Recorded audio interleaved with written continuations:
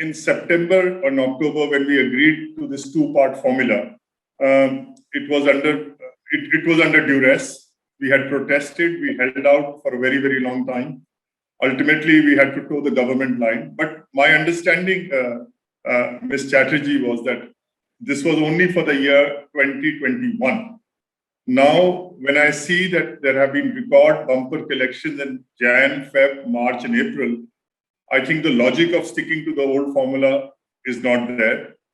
So, opposition states will be asking for an outright grant and no borrowing tomorrow, and also for an extension of the period of compensation.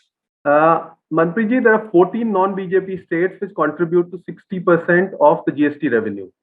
Now, some of these states, like 7 of them, had met yesterday virtually and evolved some kind of strategy on how to move forward. So I just wanted to know whether all the states which are non-BJP states have decided to go on a joint strategy tomorrow in view of various demands which are pending for a long time, and as you said, to set the things right in the GST regime.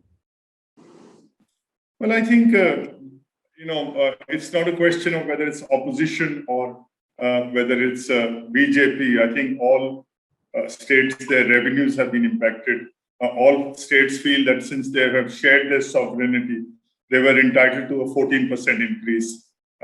Most states are actually at the receiving end because of a faulty design of the GST. So I think regardless of which party you belong to, we all have a stake in this system. We are all equity holders in the GST Council.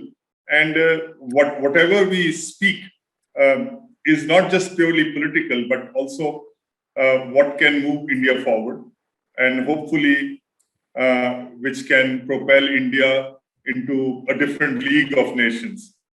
So that's about it, But of the state's interests, because when you talk about 60% of the states actually being in the opposition, my counter question would be, how many people live under the government of India?